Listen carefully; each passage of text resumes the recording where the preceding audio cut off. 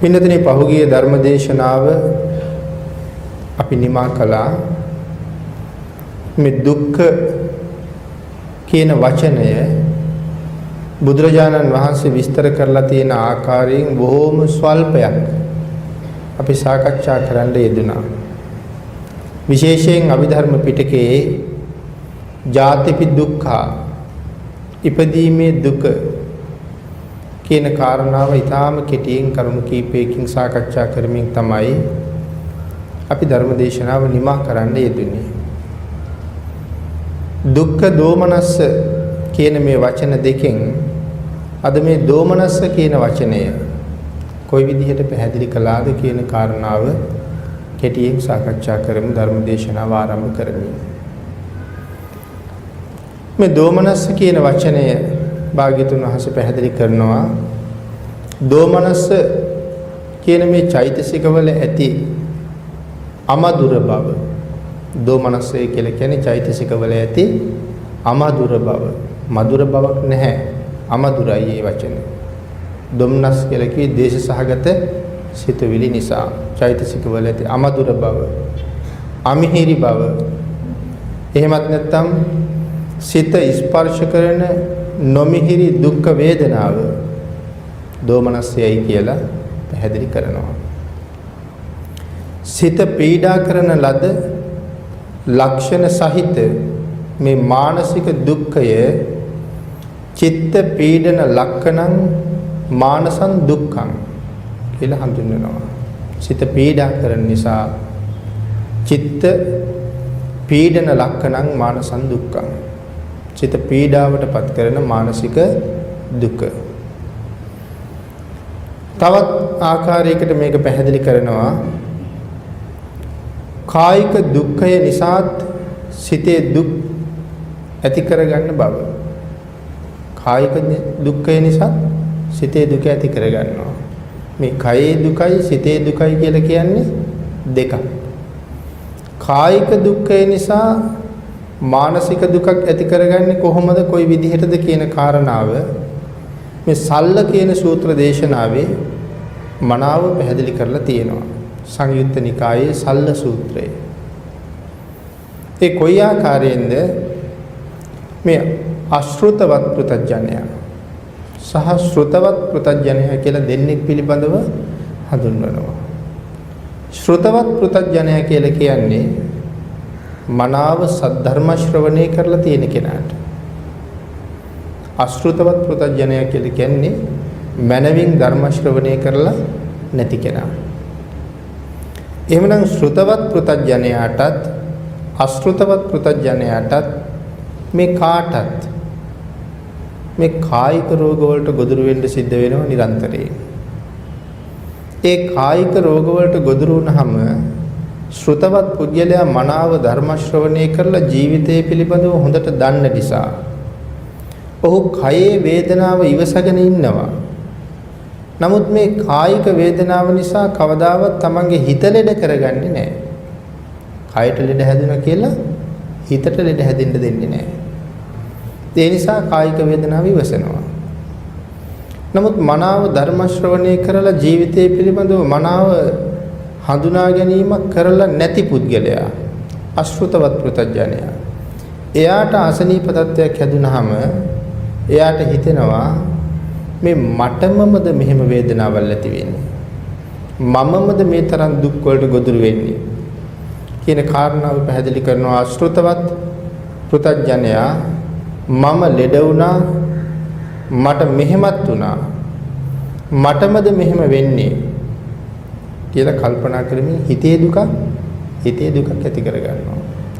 ඒ හිතේ දුක ඇතිවීම තුළ මේ සල්ල කියලා කියන්නේ උල කියන අර්ථය. දැන් එයාගේ කයට උලක් ඇනිලා තියෙන්නේ.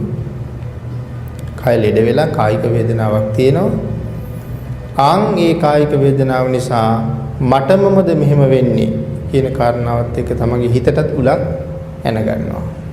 සල්ල සූත්‍රයේ පැහැදිලි කරනවා ශ්‍රුතවත් පෘතජ්ජනයාට ඇනෙන්නේ එක උලයි අශෘතවත් පෘතජ්ජනයාට උල් දෙකක් ඇනෙනවා කියලා. කය ලෙඩ වෙච්චාම හිත නිකම්ම එයා ලෙඩ කර ගන්නවා.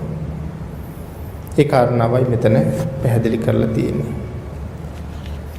එතන මේ කාරණාව ඊළඟට සිතේ තියෙන දෝමනස්සය නිසා තමයි මේ හිත ලෙඩ කරගන්නේ. ද්වේෂයක් ඇති වෙනවනේ අපිට අසනීපයක් ඇති වුනහම කායික වේදනාවක් දැනෙනකොට නිරන්තරයෙන් හිතට ද්වේෂය කියන ධර්මතාවය ගමන් කරනවා. මේ தත්ත්වයෙන් මිදෙන්න මනාව ධර්ම ශ්‍රවණය කරලා තියෙන එකත් වටිනවා. භාවනාවක් ප්‍රගුණ කරලා තියෙන එකත් වටිනවා. විශේෂයෙන් මෛත්‍රී භාවනාව වගේ භාවනාවක්. ශරීර අභ්‍යන්තර ආබාධ ඉවත් කරන්න පුරුදු කරලා තියෙන්න ඕනේ කියලා එතන සඳහන් කරන්නේ. අභ්‍යන්තර ආබාධ. එහෙම නැතිනම් ගත ලෙඩ වෙනකොටම හිත ලෙඩ වෙන්න පටන් ගන්නවා. ඒක අපි හැම කෙනෙකුටම තියෙන කාරණාවක්. ටිකක් අසනීප වෙනකොට අපිට කේන්ති යන ගතිය සමහරලාට වැඩි වෙනවා. ඒ වාගේ සුළු වේදනාවක් ඉවසන්න බැරි නම් මරණ මංචකයේ ඇති වෙන වේදනාව පාලනය කරගන්න අපිට කොහොමවත් බැරුව යනවා. ඒ ඇති වෙන දරුණු වේදනාවල් ඔස්සේ ද්වේෂ සහගත සිතුවිලි පහළ වෙන්න පටන් ගත්තොත් ඒ ද්වේෂයත් එක්ක මරණයටපත් වුනොත් ඊළඟ භවයේ ඊටම අවාසනාවන්ත තැනක වෙන්න පුළුවන්. නායක පොළඟික් වෙන්න පුළුවන්, නිරයක වෙන්න පුළුවන්, යක්ෂාත්මයක වෙන්න පුළුවන්. ඒ නිසා මේ අභ්‍යන්තර ආබාධ ඉවත් කරගන්න නම් මනාව සද්ධර්ම ශ්‍රවණය කරලා ඒ පුරුදු කරලා තියෙන්න ඕනේ. භාවනාවක් වඩලා තියෙන එක තවත් තාම ඉහළ පිටු අහලක් බවට පත් වෙනවා අභ්‍යන්තර ආබාධ ඉවත් කරගන්න. එහෙමනම් දෝමනස්සේ කියන කාරණාව ඒ විදිහට පැහැදිලි කරනවා. ඒ කාරණාව තව තැනක මෙන්න මේ විදිහටත් වෙනතුනි පැහැදිලි කරලා තියෙනවා ධර්මයේ. චෛතසික දුක සහිත පුද්ගලයා හැසිරෙන හැටි, සිතේ වේදනාව ඇති පුද්ගලයා හැසිරෙන හැටි කොයි විදිහටද කියලා පැහැදිලි කරනවා. කෙස් විසුරවා ගන්නවා, පපුවට ගහ ගන්න පටන් ගන්නවා, කරකැවෙන්න පටන් ගන්නවා, වැටෙනවා, සිහිනතුව යනවා, ආයුධ වලින් තමාටම පහර දී ගන්නවා, තම ශරීරයට විස ඇතුල් කර ගන්නවා, වස විස වගේ දේවල් පානය කරනවා, ගෙල වැළදා ගන්නවා, ගින්නට පනිනවා, වතුරට පනිනවා, තමන්ගේ අතපය තමා විසින්ම කපා කොටා විනාශ කර ගන්නවා. මේ දෝමනස්සේ සහිත පුද්ගලයා සිත වේදනාවටපත් කරගත්ත කෙනා. මෙහෙම වෙන්නේ කායික හෝ චෛතසික වශයෙන් දුකක් ඇති වුනහම ඒ චෛතසික වශයෙන් වර්ධනය කර ගැනීම තුල කියලා පැහැදිලි කරනවා. විශේෂයෙන් කායික හෝ චෛතසික වශයෙන් දුකක් ඇති වුනහම ඒක චෛතසික වශයෙන් කල්පනා කර වර්ධනය කරනවා. එතකොට ඒ දුක වැඩෙනවා. එහෙම වැඩිලා ඒක Tamanට ඔරොත්තු දෙන්නේ නැති තැනට එනවා. එතකොට ඒ පුද්ගලයා මොනවද කරන්නේ, මොනවද කියන්නේ, කාටද කතා කරන්නේ, කවුරු එක්කද කතා කරන්නේ කියන කිසිම දෙයක් ඔහුට කල්පනාවක් නැහැ. අන්න ඒ කාරණාව චෛතසික වශයෙන් වර්ධනය කර ගැනීම තුලයි මේක ඇති වෙන්නේ කියලා වෙනම පැහැදිලි කරනවා. ඒක එතනම අතහැරලා අමතක කරන්න උත්සාහ කරනවා නම් ඒක එතනින් එහාට ගමන් කරන්නේ නැහැ. නමුත් චෛතසිකම වශයෙන් කල්පනා කර වර්ධනය කරනවා. අද කෙනෙකුට කවුරු හරි බහිම්බස් වීමක් තුල දෝෂාරෝපණයක් කළොත් ඒ පුද්ගලයා සමහරට ඒක අහගෙන අද ගෙදර යනවා. හැබැයි හෙට කඩු කිනිසි අරගෙන සංවිධානය කරගන්නවා අර පුද්ගලයාට පහර දෙන්න යන්නේ. ඒ කියන්නේ අද ගෙදර ගියාට ඔහු රාත්‍රී කාලයේ පුරාම මේක චෛතසිකමය වශයෙන් කල්පනා කර වර්ධනය කරලා තියෙන්නේ. ඒ තත්ත්වයයි මෙතන මේ විදිහට පැහැදිලි කරලා තියෙන්නේ. ඒ නිසා කවුරු හරි කෙනෙක් අපිට දෝෂාරෝපණය කළොත් ඒක එතනින්ම අතහැරලා දාන්න කියලායි පැහැදිලි කරන්නේ. එතනින් එහාට ඒක ගෙනියන්න අවශ්‍ය නැහැ. එහෙම ගෙනිච්චොත් වේදනාවටපත් වෙන්නේ කවුද? මමමයි. දෝෂාරෝපණය කරපු පුද්ගලයා නම් දෝෂාරෝපණය කරලා ගියා. එයා ඒ කාරණාව අතහැරලා ඉන්නේ. නමුත් මම ඒක මෙනෙහි කර මම අපස්ථාවයට පත් වෙමින් එහෙම මෙනෙහි කරන මොහොතක් පාසා ද්වේෂයයි ඇති වෙන්නේ. දේශසිත උපදින මොහොතක් පාසා මට අකුසලුයි රැස් වෙන්නේ. ඒක සමහරලාට ඊටාම ඉහළට ගියහම ඊට වඩා ධර්ම කුසල් කරගන්න තත්වයටපත් වෙනවා.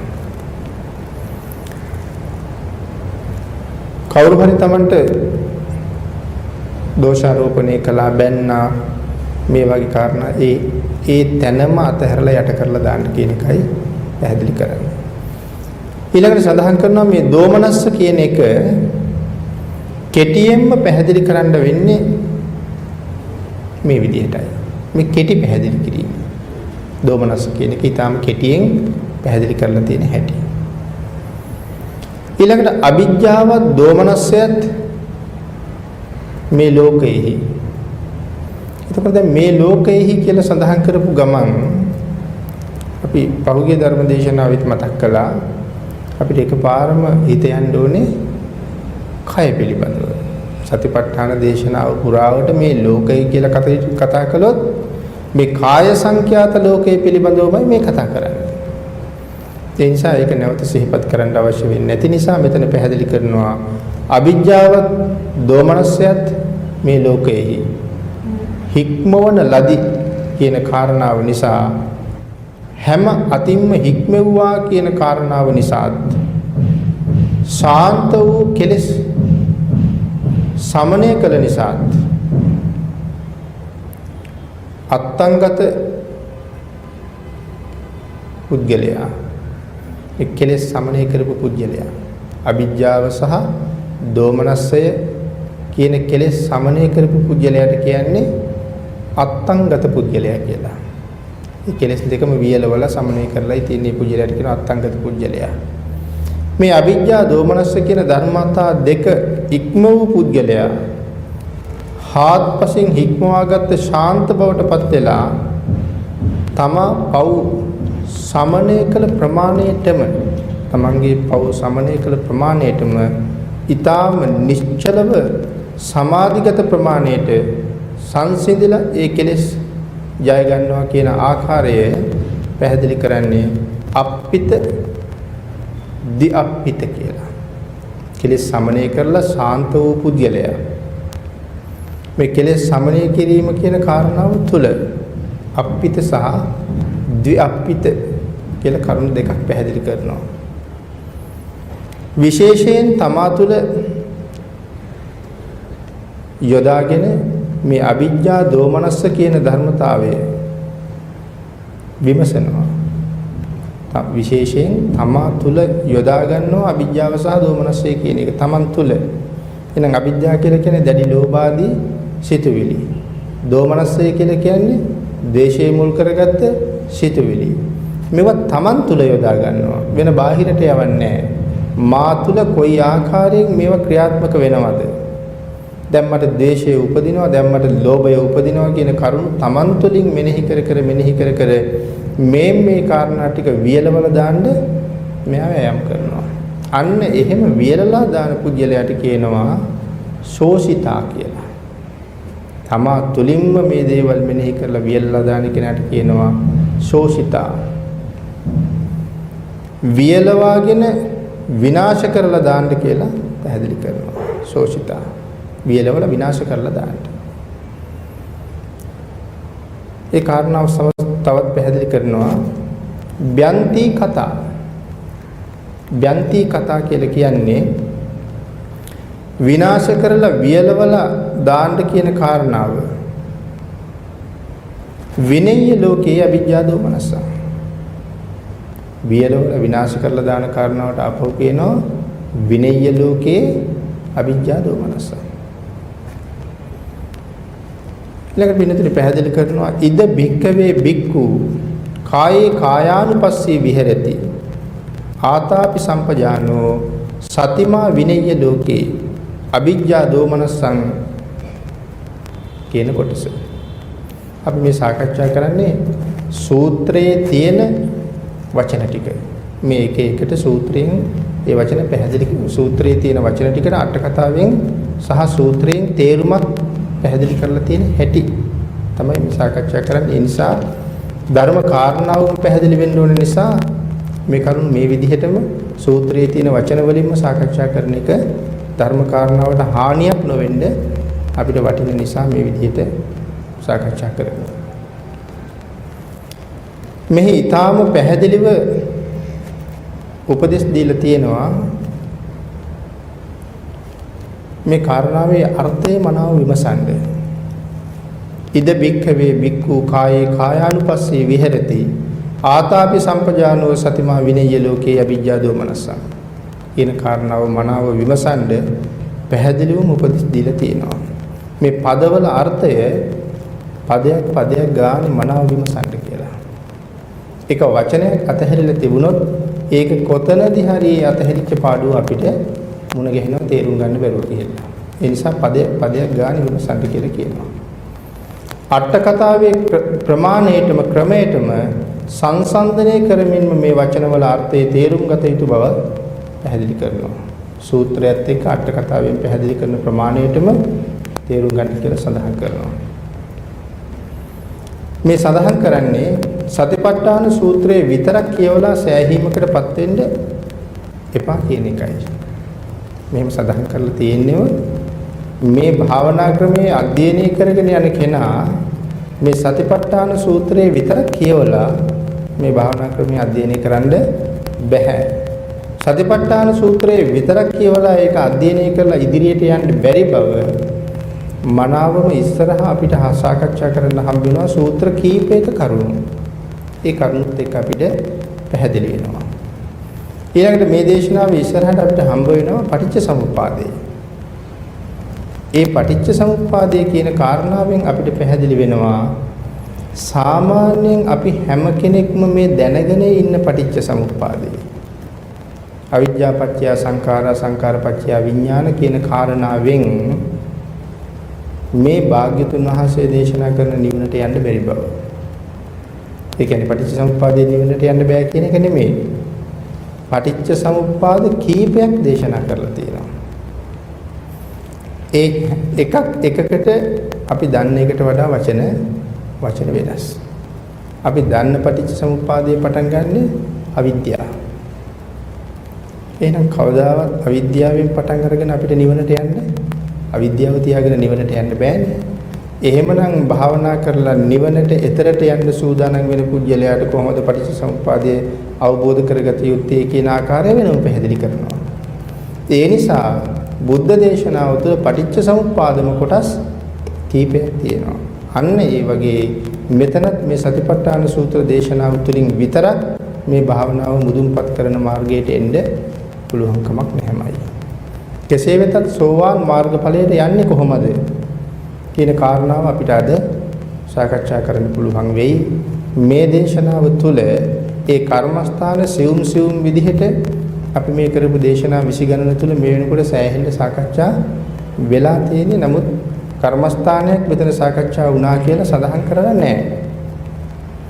එතකොට ඔබට හිතෙන්න පුළුවන් මේ කර්මස්ථානය වෙනම පැහැදිලි කරලා දුන්නා නම් අපිට ඊට ඔස්සේ මේ භාවනා ක්‍රමයේ ටික වඩන්න පුළුවන් නේ කියලා.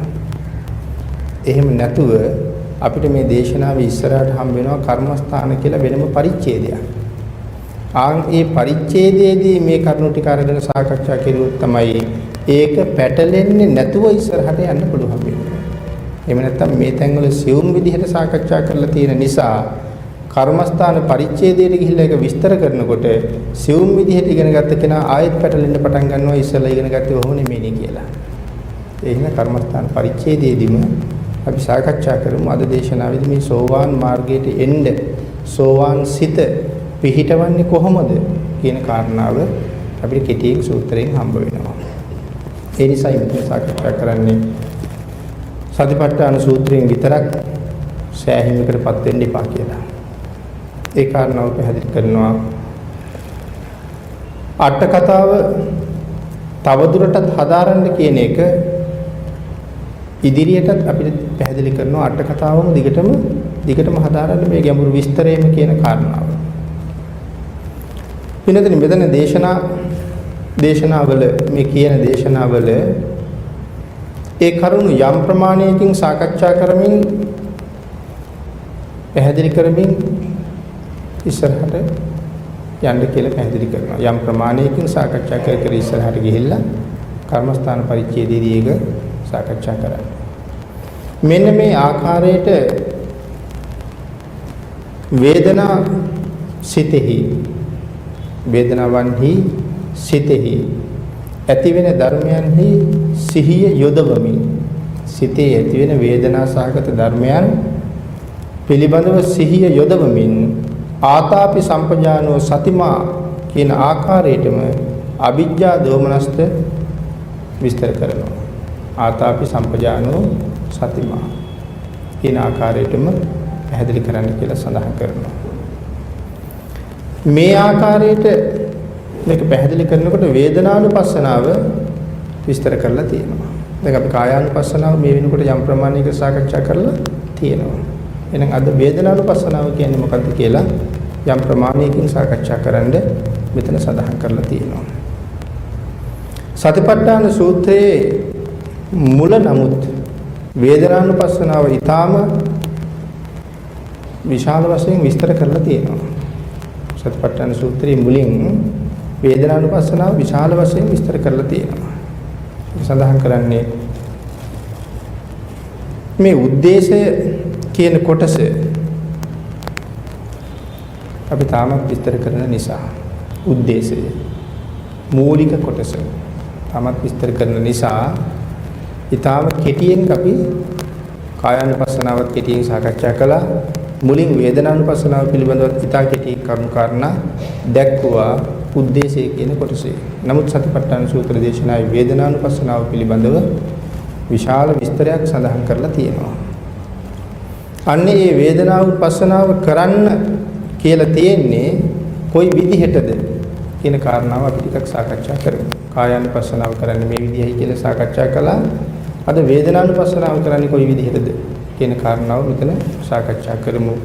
යෝ සුඛං දුක්ඛතෝ අද්ද මේ කාරණාව පැහැදිලි කරනවා. සංයුක්ත නිකායේ එන සූත්‍රේ පාඨයක තමයි මේ විදිහට සඳහන් කරන්නේ. යෝ සුඛං දුක්ඛතෝ අද්ද මේ සූත්‍රයේ එන ගාථාවක්. මේ සංයුක්ත නිකායේ සඳහන් වෙන සූත්‍රයේ එන ගාථාවක් තියෙනවා. ඒ ගාථාවෙන් තමයි යෝ සුඛං දුක්ඛතෝ අද්ද කියලා දක්වලා තියෙන්නේ. මේ වේදනාව ප්‍රධාන වශයෙන් ආකාර තුනයි. මොකද වේදනාවේ ප්‍රධාන ආකාර තුන? සැප වේදනාව, දුක්ඛ වේදනාව, අදුක්ඛම සුඛ කියලා කියනවා. එහෙම නැත්නම් ඒකට කියනවා අපි උපේක්ෂා වේදනාව. අදුක්ඛම සුඛ කියන එකට තමයි උපේක්ෂා වේදනාව කියලා කියන්නේ. මධ්‍යස්ථ භාවය උපේක්ෂා වේදනාව. සැප දුක්ඛ උපේක්ඛා කියන වේදනාවේ ආකාර තුන. මේ ප්‍රධාන ආකාර තුන මේ විදිහට සැලකුවොත් වේදනානුපස්සනාව කළා කියලා කියනවා. කොයි විදිහට සැලකුවොත්ද? සැපය දකින්න කියලා සඳහන් කරනවා දුක්ඛ වශයෙන්. සැපය දකින්න කියලා කියන්නේ දුකක් වශයෙන්. ඇයි සැපේ දුකක් වශයෙන් දකින්න කියලා කියන්නේ? විපරිණාම දුක්ඛ කියන අර්ථය නිසා. සැපය දුකක් හැටියට දකින්න කියලා කියන්නේ විපරිණාම දුක්ඛ කියන නිසා. එහෙනම් කොහොමද විපරිණාම දුක්ඛ? දුක්ඛ කියන මේ සැප සහිත ස්වභාවය, සුඛ කියන සැප සහිත ස්වභාවය විපරිණාම දුකයයි ප්‍රඥා ඇසින් දකින්න කියලා කියන්නේ. අපි මේ ලෝකේ සැපයි කියලා හිතන එක එහි තියෙන දුක් සහිත ස්වභාවය ප්‍රඥාව නැමැති එහෙන් බලන්න. ඊළඟට සඳහන් කරනවා අදුක්ඛම සුඛ කියන මේ උපේක්ෂා වේදනාව හරි සාන්තයි කියලා. එහෙම කියන්නේ සැප දුක වශයෙන් රත සැප දුක වගේ රත නැති නිසා සිවුම් නිසා එතන රත නැති නිසා සිවුම් නිසා ප්‍රත්‍යක්ෂ වශයෙන් සංසිඳිලා නැති නිසා අනිත්‍යයි උපේක්ෂා වේදනාව. ප්‍රත්‍යක්ෂ වශයෙන් සංසිඳිලා නැහැ. නමුත් උපේක්ෂාව මධ්‍යස්ථයි ශාන්තයි. ඒ නිසා අපිට එතන විශාල වශයෙන් සැපක් දැනෙන්නෙත් නැහැ. විශාල වශයෙන් දුකක් දැනෙන්නෙත් නැහැ. මධ්‍යස්ථයි ශාන්තයි කියලා සඳහන් කරනවා. ඊළඟ සඳහන් කරනවා මේ ගාථාවේ තියෙන්නේ අදුක්කම සුඛං සන්තං අදුක්කම සුඛං සන්තං අද්වක්කිතං අනිච්චතු උපේක්ෂා වේදනාව ශාන්තයි නමුත් එය අනිත්‍ය වශයෙන් දකින්න කියලා පැහැදිලි කරනවා ශාන්තයි සැප දුක අතර තියෙනවා හැබැයි මේක හැමදාම එහෙම පවතින්නේ නැහැ හැමදාම අපට උපේක්ෂාවෙන් ජීවත් වෙන්න පුළුවන් නම් අපි මීට වඩා යහපත් විදිහට දකිනවා නමුත් හැමදාම උපේක්ෂාවෙන් ඉන්න බෑනේ අපිට කොයි පැත්තකට හරි බර වෙනවා ඒ උපේක්ෂාව කියන එක පැය ගණන් අපි ගාව තියෙන්නම තේන්නේ නැහැ. මේ දෙපැත්තෙන් කොහට හරි ද්වේෂ පැත්තට හරි කොහට හරි බැහැ ගන්නවා. ඒ නිසා හැම වෙලාවෙම පවත්වන්න බෑ. අනිත්‍ය වශයෙන් මේක දකින්නේ හින්දා වෙනස් වෙනවා. මෙන්න මේ විදිහට හරියටම දකින භික්ෂුව උපශාන්තව හැසිරෙනවා කියලා සඳහන් කරනවා අරහත්ත්වයටපත් වෙනවා කියන කාරණාව තුළ. මෙන්න මේ හිතේ සංවර බව, ශාන්ත බව, මනාව පවත්වගෙන යන කෙනා ඒක හොඳටම දකින භික්ෂුව අරහත්ත්වයටපත් වෙනවා කියලා සඳහන් කරනවා. මේ උපේක්ෂාව රඳව ගන්න පුළුවන් කෙනා. එහෙනම් මේ භාවනා ක්‍රමය තුළින් මේ ප්‍රගුණ කරවලා දෙන්න හදන්නේ මේ උපේක්ෂා බව මනාව තහවුරු කරවන්න. අපේ හිතේ රඳවලා තියන්න. මේ උපේක්ෂා වේදනාව ඇති වෙලා නැති වෙන නිසා, తాවකාලික නිසා, නিত্য කියන ධර්මතාවයට ප්‍රතිපක්ෂ නිසා, විරුද්ධ නිසා අනිත්‍යයි කියලා සඳහන් කරනවා. නিত্য කියන ධර්මතාවයට එන්නෙම නෑ උපේක්ෂා වේදනාව. ඒකට ප්‍රතිපක්ෂමයි. ඒ නිසා අනිත්‍ය වශයෙන් දකින්න කියලා සඳහන් කරනවා. මේ විදිහට වේදනානුපස්සනාව කරන භික්ෂුවක් ඉන්නවා නම් අන්නේ භික්ෂුව අරහත්ත්වයටපත් වෙනවා. වේදනානුපස්සනාව. ඒ කියන්නේ වේදනාවනේ දැන් අරමුණු කරන්නේ.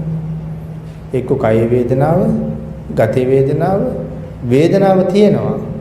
නමුත් ඒක උපේක්ෂාවෙන් ඉවසනවා.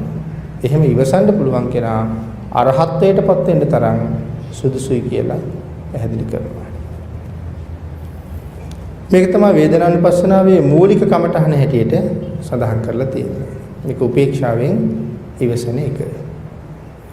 වේදනානුපස්සනාවේදී වෙනතනේ කාරණා විස්තර කරනවා සංයුත්ත නිකායේ අදාළ සූත්‍ර ගණනාවක මේ වේදනානුපස්සනාව විස්තර කරනවා. සතිපට්ඨාන සූත්‍රයේ නෙමෙයි විස්තර කරලා තියෙන්නේ සංයුත්ත නිකායේ. ඒ කාරණාව අපිට කමඨහනේදී මුණ ගැහෙනවා. එහෙනම් වේදනානුපස්සනාව ගැන සතිපට්ඨාන සූත්‍රයෙන් මතක් කරනවා විස්තර කරනවා සංයුත්ත නිකායේ. ඒකයි මුලින්ම කියේ සතිපට්ඨාන සූත්‍රයෙන් විතරක් මේක හදාarලා ඉවර කරන්න බැරි බව. වෙන තැන්වල තමයි ඊටු කොටස් සාකච්ඡා කරලා තියෙන්නේ. මේ සතිපට්ඨාන ධර්මය හරියටම හදාරනවා නම් මේ හැම සූත්‍රයක්ම සාකච්ඡා කරන්න ඕනේ කියලා පැහැදිලි කරනවා. නමුත් අපි මේ සාකච්ඡා කරන කාරණාව තුළ මේ හැම සූත්‍රයකින්ම ගත්ත ඒ කරුණ අපි සාකච්ඡා කරනවා. ඒ නිසා කර්මස්ථානයේ හැමතැනම සම්පූර්ණ කරලා පැහැදිලි කරන්න අපිට ඉස්සරහට පුළුවන් වෙන නිසා. මෙතන විශේෂ කාරණාවක් ඊළඟට සඳහන් කරනවා. කාය සංඛ්‍යාත ලෝකේහි අවිජ්ජා දෝමනස්ස පහීනය. කාය සංඛ්‍යාත ලෝකේහි අවිජ්ජා දෝමනස්ස පහීනය. එම් නැත්තම් සඳහන් කරනවා නොහොත් ඔහුගේ වේදනාදී ධර්මතා කෙරෙහි අවිජ්ජා දෝමනස්ස ප්‍රහීණය වෙලා ඉවරයි කියලා. කොහොමද සඳහන් කරන්නේ? මේ කාය සංඛ්‍යාත ලෝකේහි අවිජ්ජා දෝමනස්ස පහීනය. ඔහුගේ වේදනා ප්‍රහීණය වෙලා ඉවරයි. මේ කාගේද මේ වේදනා ප්‍රහීණය වෙලා ඉවරයි කියලා කියන්නේ? අර මනාව උපේක්ෂාවෙන් දරාගෙන හිටපු පුජ්‍යලයේ වේදනාව ප්‍රහීණය වෙලා ඉවරයි කියලා කියන්නේ රහත් භාවයට පත් වුණා කියන කාරණාව. ඒකායනෝ අයං භික්කවේ මග්ගෝ කියන මේ කාරණාව නැවත ඉස්මතු කරලා පෙන්නනවා. ඒකායනෝ අයං භික්කවේ මග්ගෝ. එකම මාර්ගයයි මහණෙනි තියෙන්නේ කොහාට යන්නද? නිවනට යන්න. ඒ මොකද්ද? මෙන්න මේ සතිපට්ඨාන ක්‍රමයයි. එහෙනම් සතිපට්ඨාන ක්‍රමයේ කාරණා කීයක් තියෙනවද? 4යි. ඒ 4න් එකක් තමයි වේදනානුපස්සනාව කියලා කියන්නේ. නිවනට යන්න මේ 4ම වඩන්න ඕනේ කියලා මේ කොතනවත් සඳහන් කරලා නැති බව අපි මේ දේශනාව පටන් ගන්නකොටම සඳහන් කළා. මේ 4ම වඩන්න ඕනේ නෑ, මේ එකක් ඇති. අපි ඒකට නගරයක උපමාවක් ගත්තා. නිර්වාණය කියලා නගරයක් තියෙනවා. ඒ නගරයට ඇතුල් වෙන්න දොරවල් 4ක් තියෙනවා. ඒ දොරවල් 4න් කොයි දොරෙන් ඇතුල් වෙන්නේ නිර්වාණ නගරයටයි. එහෙනම් මොනවද දොරවල් 4? කායානුපස්සනාවයි, වේදනානුපස්සනාවයි, චිත්තානුපස්සනාවයි, ධම්මානුපස්සනාවයි. එහෙමනම් මේ වේදනානුපස්සනාව කියන එකෙන් ඒකට ඇතුල් වෙන්න පුළුවන් කියන කාරණාව තමයි ඒකායනෝ අයං භික්ඛවේ මග්ගෝ කියන කාරණාව නැවත ඉස්මතු වෙලා පේනවා කියලා මෙතන සඳහන් කරලා තියෙනවා. ඊළඟට මුල ඉඳලම පැහැදිලි කළ කාරණාවක් මේ අනුපස්සන 4 වඩන්න 4ම වඩන්න ඕනේ නැහැ කියලා කියපු කාරණාව මුල ඉඳලම පැහැදිලි කරපු කාරණාවක්. කායානුපස්සනාවේදී අවිජ්ජා දෝමනස ප්‍රහීණය වෙනවා නම් වේදනානුපස්සනාවේදී වෙනමම අවිජ්ජා දෝමනස ප්‍රහීණය කරන්න වෙන්නේ නැහැ. එහෙනම් කායානුපස්සනාවෙත් අවිජ්ජා දෝමනස ප්‍රහීණය වෙනවා, වේදනානුපස්සනාවෙත් අවිජ්ජා දෝමනස ප්‍රහීණය වෙනවා. ධම්මානුපස්සනාවෙන් සහ චිත්තානුපස්සනාවෙන් අවිජ්ජා දෝමනස ප්‍රහීණය වෙනවා.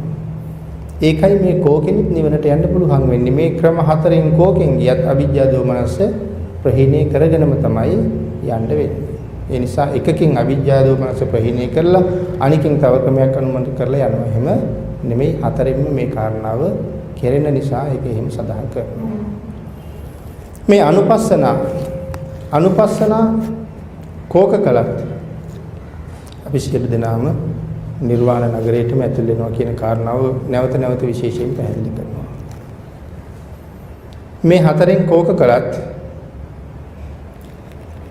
එකම තැනට ගමන් කරනවා කියන කාරණාව. ඊළඟට පින්නතුනේ මේ තරම් අපි සාකච්ඡා කරුවේ.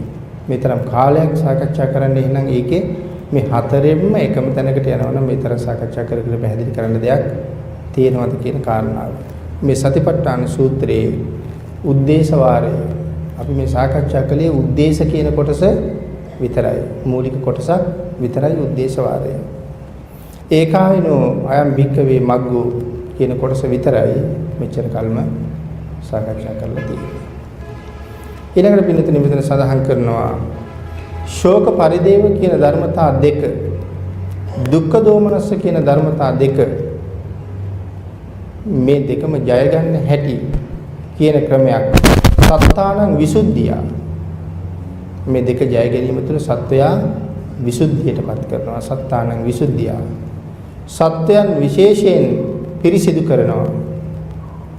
මේක ක්‍රමයක්. සත්‍යය විශේෂයෙන් පිරිසිදු කරනවා. දෙවෙනි ක්‍රමය ඥානයන් අධිගමනය කරන්න ලැබෙනවා. සත්‍යය පිරිසිදු කරනවා, ඥානයන් අධිගමනය කරන්න ලැබෙනවා. නිර්වාණය සාක්ෂාත් කරන්න ලැබෙනවා කියන ආනිසංස 3 තියෙන මේ ආනිසංස 7ක් ලැබෙන සතර සතිපට්ඨානයේ වැඩිීමේ මූලික උද්දේශය මෙයයි කියලා පැහැදිලි කරනවා. ප්‍රධාන වශයෙන් ලැබෙන ආනිසංස 3 සත්‍යය පිරිසිදු කරනවා, ඥානයන් අධිගමනය කරන්න ලැබෙනවා, නිර්වාණය සාක්ෂාත් කරන්න ලැබෙනවා කියන මේ ආනිසංස 3. ඊළඟට මේ සතිපට්ඨාන සූත්‍ර දේශනාවේ ආනිසංස 7ක් ලැබෙන සතර සතිපට්ඨානයේ වැඩිීමේ මූලික උද්දේශය තමයි එහෙනම් මේ සාකච්ඡා කරලා තියෙන්නේ. ඒ උද්දේශයේ දෙවෙනි කොටස ඉද භික්ඛවේ භික්ඛු කායේ කායානුපස්සේ විහෙරති ආතාපි සම්පජානෝ සතිමා විනය්‍ය ලෝකේ අවිජ්ජා දෝමනස්සං ආදී වශයෙන් සතිපට්ඨාන දේශනාවේ පැහැදිලි කරන උද්දේශයේ දෙවෙනි කොටස. මෙතෙක් මේ මූලික උද්දේශය කියන කොටස සාකච්ඡා කරපු අපි අද මෙතන ඉඳලා දෙවෙනි උද්දේශය දෙවෙනි කොටස සාකච්ඡා කරමු. ඒ දෙවෙනි කොටස ඉද භික්ඛවේ භික්ඛු කායේ කායානුපස්සේ විහෙරති ආතාපි සම්පජානෝ සතිමා විනය්‍ය ලෝකේ අවිජ්ජා දෝමනසං ආදී වශයෙන් සූත්‍ර දේශනාවේ පැහැදිලි කරනවා. මෙන්න මේ කායානුපස්සනාවේ කොටස් 14ක් තියෙනවා. කායානුපස්සනාවේ කොටස් 14ක් තියෙනවා. එයින් පළවෙනි කොටස ආනාපාන සති කොටසයි. මේ කොටස් 14 පළවෙනි එක ආනාපාන සති කොටස. භාග්‍යතුන් වහන්සේ ප්‍රකාශ කරන්නේ කැමැති ප්‍රශ්නයක් අහලා විස්තර කරනවා. කැමැති ප්‍රශ්නයක් අහලා විස්තර කරනවා. කවුද ඒක විස්තර කරන්නේ? භාග්‍යතුන් වහන්සේමයි. පිළිතුරු දෙන අදහසින්ම තමයි ප්‍රශ්නේ අහලා තියෙන්නේ. අපෙන් උත්තරයක් බලාපොරොත්තු වෙන්නේ නෙමෙයි. පිළිතුරු දෙන අදහසින්ම භාග්‍යවතුන් වහන්සේම ප්‍රකාශ කරන කැමැතිව ප්‍රශ්නයක් අහලා පැහැදිලි කරලා තියෙනවා. කතමංච පන භික්ඛවේ භික්ඛු කායේ කායානුපස්සී විහෙරති. කෙසේද භික්ෂූනි මේ කය බිය දක්නා නැත්නම් මේ කයේ බිය දක්නා භික්ෂුව මේ පවතින කයෙහි කය අනුව බලමින් වාසය කරන්නේ කියන කාරණාව. මේ ප්‍රශ්නේ අහලා පිළිතුරත් බුදුරජාණන් වහන්සේමයි සපයන්නේ. ඉද භික්ඛවේ භික්ඛු අරඤ්‍යගතෝවා. කයෙහි කය අනුව බලමින් වාසය කරන භික්ෂුව කෙසේද කටයුතු කරන්නේ? ඉද භික්ඛවේ භික්ඛු අරඤ්‍යගතෝවා. මෙහි භික්ෂුණී කියලා සඳහන් කරනවා. මේ තෙරුවන් සරණ ගිය බෞද්ධයෙක් මේ කාරණාවට එළඹෙන හැටි. තෙරුවන් සරණ ගියපු බෞද්ධයෙක් බවට පත් වෙන්න ඕනේ මූලික වශයෙන්. දැන් අපිට ඒ කාරණාව අලුතෙන් සාකච්ඡා කරන්න අවශ්‍ය නැහැ. මේ දේශනා මාලාවේ මුලින්ම අපි ඒක සාකච්ඡා කරලා තියෙන නිසා. මේ තිසරණ කියන කාරණාව සංසාරයෙන් එතරට යන්න කොයිතරම් වටිනවද? අති අවශ්‍ය සුවිශේෂීම කාරණාවක් බවට පත් වෙන නිසා බුදුරජාණන් වහන්සේගේ උත්තරය සාකච්ඡා කරන්න කලින් මෙතන සඳහන් කරලා තියෙනවා සූත්‍ර විස්තරයේ තිසරණේ කොයිතරම් වටිනවද? ඒ තිසරණේ මත පිහිටලාම තමයි මේ ගමන යන්න පටන් ගන්න ඕනේ කියලා. ඒ නිසා බෞද්ධයෙකු වීම ඊටාම වටින කාරණාවක්. භාග්‍යතුන් වහන්සේ දේශනා කරනවා අන්‍ය මතවාදී ශ්‍රමණයෝ 4 දෙනාගෙන් අන්‍ය මතවාදී ශ්‍රමණයෝ 4 දෙනෙක් එහෙම සඳහන් කරනවා. හිස සෝවාන් කෙනෙක්වත් ලැබෙන්නේ නැහැ. මේ තිසරණයෙන් පිට කිසිම කෙනෙකුට සෝවාන් භාවයවත් යටත් පිරිසෙන් සෝවාන් භාවයවත් ලැබෙන්නේම නැති බව මෙතන තහවුරු කරලා පැහැදිලි කරලා තියෙනවා. රහතන් වහන්සේ නමක් කෙසේ ලැබෙන්නේද? ඒ කාරණාව තවත් පැහැදිලි කරනවා. විදර්ශනා ඥාන මාත්‍රයක්වත් සෝවාන් භාවයේ තබා විදර්ශනා ඥාන මාත්‍රයක්වත් තිසරණ නැති කෙනාට ලැබෙන්නේ නැහැ. විදර්ශනා ඥානය කියලා කියන්නේ සෝවාන් වෙන්න කලින් ලැබෙන එකක්.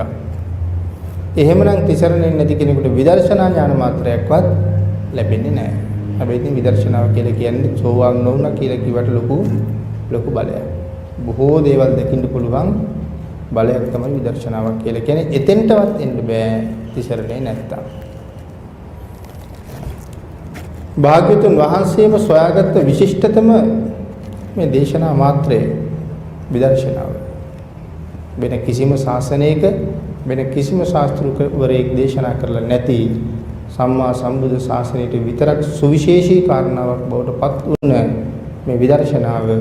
එහෙනම් එතෙන්ට එන්න ශාසනයට විතරක් සුවිශේෂී ක්‍රමයක් නම් විදර්ශනාව. ශාසනයේ ඇතුල් වෙන්නේ නැතුව මේ විදර්ශනාව ලබන්න පුළුවන් කමක් නැහැ. ඒ නිසා මේ තිසරණේ පිළිබඳ වැඩි නැවත මෙතන සිහිපත් කරලා තියෙනවා. මේ නිර්මල ධර්මයේ රත්නයක් ධර්මයේ හැම වෙලාවෙම රතනයක් වගේ දකින්න කියලා දේශනා කළේ. ධර්මයේ විතරක් නෙමෙයි. තෙරුවනම රතනයක්. අපි රතන කියන කාරණාව සාකච්ඡා කළා. අපි අවසනාවට අපිට පින් නැති හින්දාද කොහෙද අපිට රතන වැටහෙන්නේ නැහැ. වැටහෙන්නේ නැති අපි රතන දැකලා නැති හින්දා. එහෙනම් පූර්ණක යක්ෂයා ගාව තිබිච්ච මාණික්‍ය ශක්විති රජෙකුට පහළ වෙන මණික මේ රතන වලින් යම් ප්‍රමාණයක දේවල්. එහෙනම් එහෙම රතන අපි කවදාවත් දැක්කේ නැහැ. ඒ සියලුම රතනයන්ට වඩා උත්තමයි ධර්ම රතනය, බුද්ධ රතනය, ධර්ම රතනය, සංඝ රතනය, මේ සියලු රතනයන්ට වඩා උත්තමයි. අර රතන දැකලා වැටහිලා නැති හින්දා බුද්ධ රතනය කියන එක තේරෙන්නේ නැහැ. එහෙනම් බුදුරජාණන් වහන්සේට විතරක්ම සුවිශේෂී වූ ක්‍රමයක්, බුද්ධ ශාසනයට විතරක්ම සුවිශේෂී වූ ක්‍රමයක් තමයි මේ විසුද්ධිය කියන කාරණාව. විදර්ශනාව කියන කාරණාව. ඒ කාරණාවයි මෙතන මේ නිතර පැහැදිලි කරන්නේ.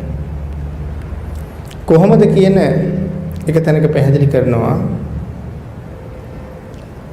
ත්‍රිපිටකය අපි කොහොම තේරුම් ගන්නද? භාග්‍යතුන් වහන්සේගේ ත්‍රිපිටකය අපි කොහොමද තේරුම් ගන්නේ? මේ පිටකය මනාව තේරුම් ගන්න නම් බුද්ධ රත්නය පිළිබඳව අප්‍රමාණ ශ්‍රද්ධාවක් තියෙන්න ඕනේ. බුද්ධ රත්නය පිළිබඳව අප්‍රමාණ ශ්‍රද්ධාවක් තියෙන්න ඕනේ. ශ්‍රද්ධාව නැතිනම් බුද්ධ රත්නය පිළිබඳව ඒත් පිටකේ තේරෙන්නේ නැහැ. වර්තමානයේ නම් ත්‍රිවිධ රත්නය පිළිබඳව විතරක් ලොකු ශ්‍රද්ධාවක් දක්වන්නේත් නැහැ.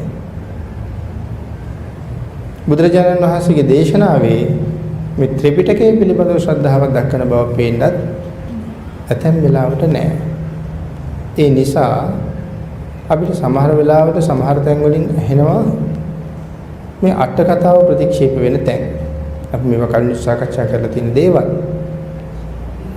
තවත් තැනක සඳහන් කරනවා ත්‍රිපිටකයට අභිධර්ම පිටකය අයිති නැහැ කියලා. එතකොට වචනේම වැරදි නැද්ද? ත්‍රිපිටකයට අභිධර්ම පිටකය අයිති නැහැ. එහෙනම් ඉතින් දෙපිටකයට අභිධර්ම පිටකය අයිති නැහැ කියලා කියන්න ඕනේ. නමුත් කියන්නේ ත්‍රිපිටකයට අභිධර්ම පිටකය අයිති නැහැ කියලා. ඒකට අභිධර්ම පිටකය අයිති නැත්නම් මොකද්ද මේ ත්‍රිපිටකය කියන වචنين සඳහන් කරන්න හදන්නේ? එහෙම සඳහන් කරන්නේ බුද්ධ රත්නය පිළිබඳව, ධර්ම රත්නය පිළිබඳව පූර්ණ විශ්වාසයක් නැති හින්දා. අන්න ඒ කාරණාව නිසා කවදාවත් මෙහි සඳහන් කරලා තියෙන මේ විදර්ශනාවට යන්න බැරුව යනවා. ඒ කාරණාව කොයිතරම් ගැඹුරුද කියන කාරණාවත් අපි මීට කලින් විස්තර කරලා තියෙනවා. ස්වාමීන් වහන්සේ නමක් එහෙම කීවොත් එහෙම අභිධර්ම පිටකේ මම පිළිගන්නේ නැහැ කියලා. උන්වහන්සේගේ පැවිදි ජීවිතේ එතනින්ම අහෝසි වෙලා යනවා. පැවිද්ද පව නැති වෙලා යන තරම් ගැඹුරුයි. අනික් ශ්‍රාවකයෙක් සඳහන් කළොත් ඔහුගේ බෞද්ධකම එතනින්ම අහෝසි වෙලා යනවා. හැබැයිවට සරණ ගිහිල්ලා හිටියානම් පස්සේ දවසක අභිධර්ම පිටකේ මම ප්‍රතික්ෂේප කරනවා කියලා කීවනම් එතනින්ම බෞද්ධකමත් ඉවරයි. භාග්‍යතුන් වහන්සේ දේශනාව ප්‍රතික්ෂේප කළේ මොකද? ඒතකොට ධර්ම රත්නේ සරණ නැතුව යනවනේ. තෙරුවන් සරණ තියෙන කෙනාටනේ බෞද්ධ කියන්නේ. එතකොට ධර්ම රත්නේ සරණ නැතුව යනවා. එතකොට බුද්ධ සහ සංඝ එහෙම සරණ යන්න කවදාවත් බෑ. ඒ නිසා මේක හරි ගැඹුරු කාරණාවක්, මේ තුනුරුවන් කියන කාරණාව. අභිධර්ම පිටකේ ප්‍රතික්ෂේප කළොත් ධර්මස්කන්ධ කොච්චරද? අපි කියන්නේ 84000යි කියලා. මේ ධර්මස්කන්ධ 84000න් ධර්මස්කන්ධ 42000ක් වදිනේ අභිධර්ම පිටකේ. විනය පිටකේ සහ සූත්‍ර පිටකේ තියෙන 42000යි. අභිධර්ම පිටකේ තනියම දරනවා ධර්මස්කන්ධ 42000ක්. එහෙනම් පිටකේ ප්‍රතික්ෂේප කළා කියලා කියන්නේ මේ ධර්මස්කන්ධ 42000ක් ප්‍රතික්ෂේප කරලා Tamanට තනියම නිවන් දකින්න පුළුවන් වගේ. එහෙම නැත්නම් භාග්‍යතුන් වහන්සේ කරපු දේශනාවෙන් අපිට තනියම රිංගලා ගිහිල්ලා අපිට හොයාගන්න කොටස් මේකේ ඉතුරු කරලා තියෙනවා. නැත්නම් ඒ දේශනාව පාදක කරගෙන කෙටි මාර්ග අපිට හොයන්න ඉතුරු කරලා තියෙනවා වගේ. අපිට හොයන්න කෙටි මාර්ග මේ දේශනාවේ නැහැ. හේතුව කෙටිම මාර්ගයයි මේ පැහැදිලි කරලා තියෙන්නේ. ඊට වඩා මේක කෙටි කරන්නම බෑ. කරන්න තියෙන කෙටිම තැනින් තමයි මේ ඇවිල්ලා තියෙන්නේ. ඒ හින්දා තමයි මේ 84000ක් ධර්මස්කන්ධයේ පොත් 57කට සීමා වෙලා තියෙන ත්‍රිපිටකයේ කොයි තරම් කෙටි කරලාද? වචන 100ක් විස්තර කරන්න ඕනේ වචනය එක වචනෙන් ලියලා තියෙනවා. ඒකයි ත්‍රිපිටකයේ විතරක් කියවලා මේ ධර්මයේ තේරුම් ගන්න බැරි. ඊළඟට විස්තරාත්මක දේශනාවට තමයි මේ අට කතාව කියලා කියන්නේ ධර්මයේ විස්තර කරලා තියෙන තැන. මේකට කියන්නේ භාග්‍යතුන් වහන්සේගේ ප්‍රකීර්ණක දේශනාව කියලා. එවනම් අට කතාව කොහොමද ප්‍රතික්ෂේප කරන්නත් බෑ. ඒක භාග්‍යතුන් වහන්සේගේම දේශනාවයි අටුවාව කියලා කියන්නේ. එවනම් මේ සඳහන් කිරුවේ මේ විදර්ශනා කියන ඥාන මාත්‍රයක් ලබන්න පවා කවදාවත් රත්නත්‍රි ප්‍රතික්ෂේප කරලා එතෙන්ට එන්න බෑ කියන කාරණාව. ප්‍රතික්ෂේප කිරීම කියන කාරණාව කරන්න පුළුවන් නම් කාටද කරන්න පුළුවන්? මේ ධර්ම රත්නේ යම් කොටස් වෙනස් කරන්න පුළුවන් නම් ඒක සරියුත් මහ රහතන් වහන්සේටවත් කරන්න බෑ. කරන්න පුළුවන් නම් කරන්න පුළුවන් ලෞතර බුදුරජාණන් වහන්සේ නමකට විතරයි. පසේ බුදුරජාණන් වහන්සේ නමකට ඒක අවබෝධ කරන්න පුළුවන්. පසේ බුදුරජාණන් වහන්සේට බුදුනේ අන් අයට පැහැදිලි කරවන්න බැරි වුණාට උන්වහන්සේට ඒක අවබෝධ කරන්න පුළුවන්.